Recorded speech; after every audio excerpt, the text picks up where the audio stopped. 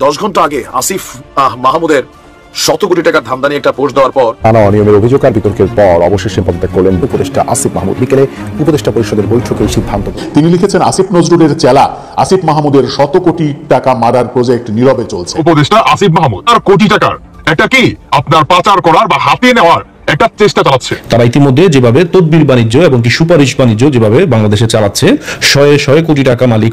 আসসালামু আলাইকুম সম্মানিত প্রিয় দর্শক, আজকের আরো একটি খুবই গুরুত্বপূর্ণ নিউজ দর্শক আপনাকে জানাই স্বাগতম। এবার কিন্তু 100 কোটি টাকা লোপাট করতে গিয়ে কিন্তু একবারে হাতে নাতে ধরা গেল উপদেষ্টা আসিফ মাহমুদ। হ্যাঁ দর্শক, এ যেন জিরো থেকে হিরো হয়ে যাওয়ার গল্প। হাসিনার পলায়নের পর থেকেই কিন্তু অভিযোগ উঠছিল সমন্বয় এবং উপদেষ্টারা দুহাত ভরে টাকা কামাচ্ছে, কিন্তু এতদিন এটার কোনো প্রমাণ না পেলেও এবার কিন্তু একেবারে হাতে নাতে প্রমাণ করে দিয়েছেন সাংবাদিক ইলিয়াস হোসেন ভাই, যেটার বিস্তারিত দেখলে কিন্তু দর্শক আজকে আপনারা একেবারে রীতিমতো চমকে উঠবেন। কারণ যে ছেলেগুলোর কাছে নাস্তা খাওয়ার মতো টাকা ছিল না, তারাই কিন্তু এখন BMW গাড়ি ছাড়া চলাফেরাই করে না। দর্শক বোঝার জন্য কি এটাই যথেষ্ট নয়?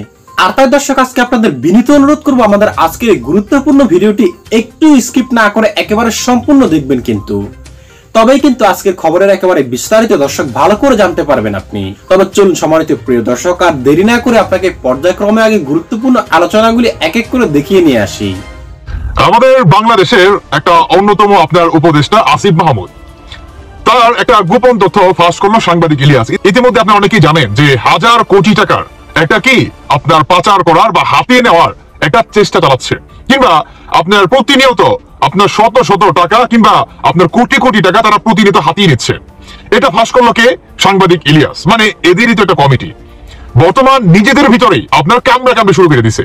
এই উপদেষ্টা কিংবা এই সমন্বয়কারী যে কয়টা আছে, সব কয়টায় বর্তমান বাংলাদেশের কি কোটি কোটি টাকা তারা হাতিয়ে নিচ্ছে।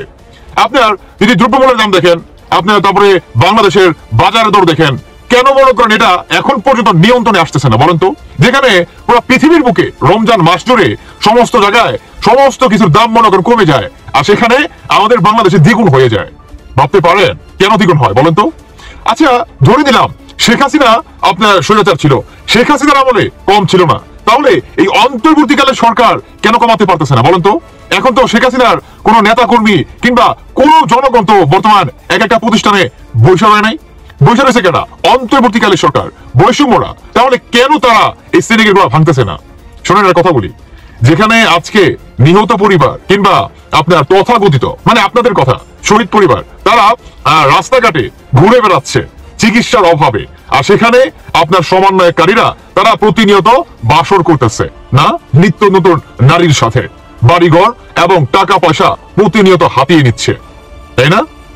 একটাবার চিন্তা করতে পারেন যারা নাকি এই আন্দোলনের ক্ষেত্রে আপনার জীবন দিয়েছেন, যৌবন শেষ করছেন, মানে আপনাদের কথা কেউ হাত পা হারাইছেন, কেউ মনে করেন চোখ হারাইছেন, হ্যাঁ, কেউ মনে করেন সারা জীবনের মতো পঙ্গু হয়ে গেছেন, আপনারা বর্তমান চিকিৎসার অভাবে আপনারা প্রতিনিয়ত রাস্তাঘাটে ভিক্ষা করতেছেন। আর যে সমন্বয়কারীরা আপনাদের জীবনের বিনিময় একটা আপনার কি বলে টুপা মাসিল একটা মনে করেন 1-to-1 একটা খেলা খেলে আপনাদেরকে রাস্তায় বসেছে, আর তারা প্রতিনিয়ত এক একজন সমন্বয়ক তারা কি বাসর ঘরে বসতেছে, তাই না? দেখেন সমন্বয়ক রাফি, হাসনাত, সার্জিস সকলেই এখন শুধু বাকি আছে হাতে গোনা কয়েকজন। দেখবেন ইতিপূর্বে তারাও কি করে ফেলবে, ওই যে আর একটু মনে করেন লুটপাট করা বাকি আছে, তারপরও কি করে ফেলবে। দেখেন যেখানে সাংবাদিক ইলিয়াস, তাদেরই তো আপনার মানে এই সমস্ত মানুষগুলা, তাই না? তাদেরই তো একটা সিন্ডিকেট। তাহলে বর্তমান এরা নিজেদের ভিতরে মনে করেন শুরু হয়ে গেছে টাকার ভাগ বাটোয়ারা নিয়ে, তাই না? কে কত কোটি টাকা খাবে। আমি এই বাংলাদেশের সেনাপ্রধান মিস্টার ওয়াকারের দৃষ্টি আকর্ষণ করতেছি, আপনি কি এগুলা চোখে দেখেন না? আপনি কি এগুলা দেখেন না? যেখানে সাংবাদিক ইলিয়াস মানে তার যে সিন্ডিকেট মানে হয়তো ভাগ টাক পাই নাই, এর জন্য হয়তো তিনি এই গোপন তথ্যটা ফাঁস করে দিছে। তাহলে বাংলাদেশের পুলিশ প্রশাসন তারা আসলে কি করতেছে? বাংলাদেশের সেনাবাহিনীর প্রধান মিস্টার ওয়াকার তিনি আসলে কি করতেছে বলেন তো? আপনি তো বলছেন যে আপনি এই জাতির দায়িত্ব নিলেন, আপনি এই জাতির সমস্ত কিছু আর নিলেন, দায়ভার নিলেন। তাহলে কোথায় আপনার সেই দায়ভার বলেন তো? কোথায় আপনার সেই কর্তব্য? আপনি যে জাতিকে ওয়াদা করছেন যে আপনি জাতির দায়িত্ব নিলেন, ওয়াদা করছেন আপনি আপনার ওয়াদাটা পালন করেন, এখন পালন করেন। দেখেন হাজার কোটি টাকা, শত মনে করেন লাখ টাকা, কোটি টাকা তারা প্রতিনিয়ত হাতিয়ে নিচ্ছে। এক একজন আপনার বড় বাড়ি গাড়ি নারী সবই তো তারা মনে করেন লুটপাট করে নিচ্ছে না? কোন এক একজনের বিয়ার মনে করেন আপনার মানে হিরিক লেগে গেছে, মনে করেন কে কবে মনে করেন বিয়া করবে, হ্যাঁ? বুঝেন আপনি? এদেরকে অতি দ্রুত আইনের আওতায় আনতে হবে। এত কোটি কোটি টাকা কোথায় পায় সমন্বয়ক হাসনাত, সার্জিস, এই উপদেষ্টা আসিফ মাহমুদ? এখন চলাফেরার স্টাইল দেখছেন, শরীরটা জলের ভাই, শরীরটা জলে। যেই সাধারণ শিক্ষার্থীদের জানের বিনিময়ে তারা আন্দোলন করে এখন উপদেষ্টা হয়েছে, হ্যাঁ, মান্দার পোলারা এখন উপদেষ্টা হয়ে তারা কি কোটি কোটি টাকা মনে করে হাতাই নিচ্ছে।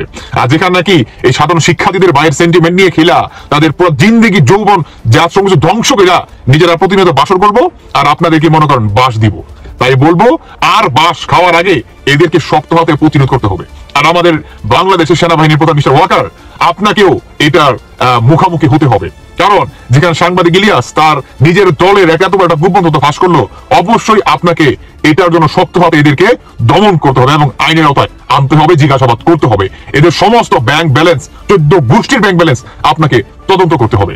যাই হোক দর্শক বন্ধুরা, আমি আর বেশি কিছু বলতে চাই না, শুধু একটা কথাই বলতে চাই, বর্তমান এরা নিজেরাই দেখবেন নিজেদের মুখোশ উন্মোচন করবে প্রতিনিয়ত। দেখবেন কে কত কোটি টাকা মনে করেন মেরে খাচ্ছে। যখন নাকি ভাগ পাবে না সমান পরিমাণে, তখনই দেখবেন একে অপরের মুখোশ টেনে মনে করেন ছিড়বে, টেনে ছিড়বে, দেখতে পারবেন। দর্শক, উপদেষ্টা আসিফ মাহমুদকে নিয়ে নানা রকমের সমালোচনা জেঁকে বসেছে। আসিফ মাহমুদ স্থানীয় সরকার, পল্লী উন্নয়ন এবং সমবায় মন্ত্রণালয়ের দায়িত্বে রয়েছেন। স্থানীয় সরকার বিভাগ নিয়ে তিনি যাচ্ছে তাই করছেন, এরকম সমালোচনা খোদ তার অনুসারীরাই করছে। তার অনুসারী আমেরিকায় অবস্থানরত আলোচিত সমালোচিত ইউটিউবার সাংবাদিক ইলিয়াস হোসেন, তিনি ফেসবুকে গতকালকে আমরা দেখেছি একটা পোস্ট দিয়েছেন যেখানে আসিফ মাহমুদকে নিয়ে যাচ্ছে তাই জঘন্য মন্তব্য করেছেন এবং আসিফ মাহমুদের একটা পোস্ট নতুন করে ভাবাচ্ছে। এরই মাঝে বিএনপির যে আশঙ্কা, বিএনপির আশঙ্কাও নতুন করে আলোচনার জন্ম দিয়েছে। বিএনপি আশঙ্কা করছে বিএনপিকে কোণঠাসা করে আওয়ামী লীগের মতো দেশ থেকে বের করে দেওয়ার চক্রান্ত হচ্ছে। কি হচ্ছে আসলে দেশে, কি হতে চলেছে? এত কিছু হচ্ছে, অথচ আসিফ মাহমুদের প্রশংসায় পঞ্চমুখ উপদেষ্টা আসিফ নজরুল, তিনি আসিফ মাহমুদের বই প্রকাশনা অনুষ্ঠানে যেভাবে আসিফ মাহমুদের প্রশংসা করলেন, সেই প্রশংসাও অনেকে ট্রল করছেন সামাজিক যোগাযোগ মাধ্যমে। আসিফ মাহমুদের গতকালকের একটা ফেসবুক পোস্ট বেশ হাস্যরসের জন্ম দিয়েছে। তিনি স্থানীয় সরকার মন্ত্রণালয়ের দায়িত্বে রয়েছেন। তিনি ফেসবুকে পোস্ট করেছেন, প্রশাসক নিয়োগ হবার আগে আমাকেও একটু দয়া করে জানাবেন, যেহেতু মন্ত্রণালয়ের দায়িত্বে আছি এতটুকু জানার অধিকার আমারও আছে। তাকে না জানিয়ে তার মন্ত্রণালয়ে কি হচ্ছে সেটা জনগণকে ফেসবুক পোস্টের মাধ্যমে জানানোর কি আছে সেই প্রশ্নও তুলছেন অনেকে। তাহলে কি উপদেষ্টা পরিষদের মধ্যেই এক ধরনের যুদ্ধাবস্থা তৈরি হয়েছে? একজন আরেকজনকে পাশ কাটিয়ে অনেক কিছু করার ঘটনা ঘটছে, নাকি প্রধান উপদেষ্টা আসিফ মাহমুদকে পাত্তা না দিয়ে অনেক ঘটনা ঘটাচ্ছেন? সেই প্রশ্নগুলো আসিফ মাহমুদের এই পোস্ট কিন্তু জন্ম দেয়াচ্ছে। অন্যদিকে সাংবাদিক ইলিয়াস হোসেন, যিনি আমেরিকায় রয়েছেন, দেশান্তরী হয়েছেন অনেক আগে, সেখান থেকেই নানা রকমের কন্টেন্ট তৈরি, নানা রকমের কথাবার্তা বলেন বাংলাদেশ সম্পর্কে, বাংলাদেশের রাজনীতি সম্পর্কে। আসিফ মাহমুদকে নিয়ে তিনি একটা ভয়াবহ পোস্ট করেছেন। আসিফ মাহমুদ টাকার বাণিজ্য করছে, একেবারে নাম ধরে কারা কারা তার বাহিনী হিসেবে কাজ করছে সেগুলো জানিয়ে তিনি পোস্ট করেছেন। ইলিয়াস হোসেন তার পোস্টে যেটা লিখেছেন, আপনারা যারা ইলিয়াস হোসেনকে ফলো করেন তারা ইতিমধ্যে জেনে গেছেন, তারপরেও আরেকবার বলি, তিনি লিখেছেন, আসিফ নজরুলের চেলা আসিফ মাহমুদের 100 কোটি টাকা মারার প্রজেক্ট নীরবে চলছে। একটি বাসায় বসে ঢাকা উত্তরের 129টি ওয়ার্ড স্থানীয় প্রশাসকের ইন্টারভিউ নিচ্ছেন নাগরিক পার্টির যুগ্ম সদস্য সচিব আলাউদ্দিন মোহাম্মদ।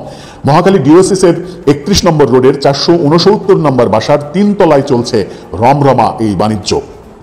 সর্বশেষ ইন্টারভিউ সহ লেনদেনগুলো বৈষম্য বিরোধী আবু সাইদ লিওন, যে আসিফ মাহমুদের ক্যাশিয়ার, নাগরিক কমিটির যুগ্ম সদস্য সচিব, ঢাকা বিশ্ববিদ্যালয়ের শিক্ষার্থী লুৎফর, যে কিনা ছাত্র অধিকার পরিষদের একজন নারী নেত্রীকে ধর্ষণের অভিযোগে গ্রেপ্তারও হয়েছিল। ধর্ষণের অভিযোগে অভিযুক্ত লুৎফর এই ভাইবা নেওয়ার সময় নাগরিক কমিটির প্রতিনিধি হিসেবে উপস্থিত ছিল। 15 মার্চ দুপুর 1টার পর থেকে ইন্টারভিউ শুরু হয়। নির্ভরযোগ্য একজন প্রত্যক্ষদর্শী দুপুর 2টার সময় ইন্টারভিউ বোর্ডের পাশের বড় চেয়ারে আলাউদ্দিন, মাঝখানে লুৎফর ও পাশে আর দরজার শুরুতে বসা ছিলেন লিওন। এভাবেই চলছে সংস্কার। ওয়ার্ড কাউন্সিলর প্রতি 50 লাখ টাকা, অর্থাৎ 129টি ওয়ার্ড কমিশনারে প্রশাসক বসাবে সরকার। সেই টেন্ডার নাকি নাগরিক অধিকার কমিটিকে দেওয়া হয়েছে, যা পরিচালনা করছে আসিফ মাহমুদ। এদিকে গণ অধিকার পরিষদের নেতা, সাবেক নেতা তারেক, যাকে আম তারেক হিসেবে চিনি, তিনি একটি ভিডিও করেছেন সেখানে তিনি বলেছেন যে জনপ্রতি ওয়ার্ড কাউন্সিলর হিসেবে মানে প্রশাসক হিসেবে জনপ্রতি 50 লাখ থেকে 1 কোটি 2 কোটি টাকাও নেওয়া হচ্ছে গুরুত্বপূর্ণ মানে এলাকা বেস করে। সেখান থেকে অন্তত 100 কোটি টাকার বাণিজ্য করছেন আসিফ মাহমুদ। এটা এই যে লুৎফরের কথা বলেছেন ইলিয়াস হোসেন, সেই লুৎফরের কথা বলেছেন তারা ইলিয়াস হোসেন যাদের যাদের নাম বলেছেন তাদের ছবি সহ তাদের কর্মকাণ্ড সহ আমতারিক ব্যাপারগুলো স্পষ্ট করেছেন। ইলিয়াস হোসেন আসিফ মাহমুদের প্রশংসা করেছেন, আসিফ নজরুলের যদিও সমালোচনা করেছেন। হঠাৎ করে কি এমন হলো সে টাকার ভাগাভাগি নিয়ে অনেকে আবার এও ট্রল করছেন যে টাকার ভাগাভাগি ঠিক মতো হয়নি বলেই এই ধরনের পোস্ট দেয়া দিয়ে চলছে। ব্যাপারগুলো আসলেই ট্রলের জন্ম দিচ্ছে, ব্যাপারগুলো হাস্যরসের জন্ম দিচ্ছে। কিন্তু উপদেষ্টা হিসেবে আসিফ মাহমুদের নৈতিক স্খলনের যে অভিযোগ উঠেছে তাতে করে হয় তার এই ব্যাপারটা পরিষ্কার করা উচিত, নতুবা তার পদত্যাগ করা উচিত, এমনটাও বলছেন অনেকে। ঠিক তার এই সমালোচনা যখন চলছে তখন কয়েকদিন আগে আমরা দেখেছি এই আসিফ মাহমুদের প্রশংসায় পঞ্চমুখ আসিফ নজরুল, যেটাকে অনেকে বলছেন যে এই ছাত্র উপদেষ্টারা অন্যান্য উপদেষ্টাদের চালাচ্ছেন এবং অন্যান্য উপদেষ্টারা এই ছাত্র উপদেষ্টা দুইজনকে ভয় পান, তাদেরকে তেল দিয়ে চলেন। সেই তৈলাক্ত কথাবার্তাই আমরা আসিফ নজরুলের মুখে শুনেছি। বই প্রকাশ অনুষ্ঠানে আসিফ মাহমুদ সম্পর্কে তিনি বলেছেন যে এই ছেলেগুলো 18 ঘন্টা 20 ঘন্টা 22 ঘন্টা কাজ করে, 2 ঘন্টা 3 ঘন্টা ঘুমানোরও সুযোগ পায়নি, এখনো বোধহয় তার চোখ লাল আছে, এত কাজ করছে এই ছেলেগুলো, আমরাও পারছি না তাদের সঙ্গে। এরকম প্রশংসা করতে করতে একেবারে তেলে ভিজিয়ে দিয়েছেন। সেই আসিফ মাহমুদ সম্পর্কে যাচ্ছে তাই মন্তব্য যখন ইলিয়াস হোসেনরা করেন তখন প্রশ্ন আসে যে সরকারের অভ্যন্তরে আদতে কি হচ্ছে, সেই প্রশ্নটা অনেকে তুলছেন।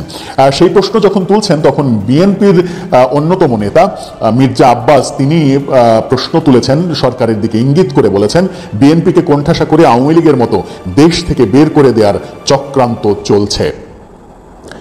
বিএনপিকে বের করে দেওয়ার চক্রান্ত চলছে, এই ভয়াবহ অভিযোগ মির্জা আব্বাস করেছেন। তার মানে কি এই সরকার বিএনপিকেও বাদ দিতে চাইছে, মাইনাস করতে চাচ্ছে?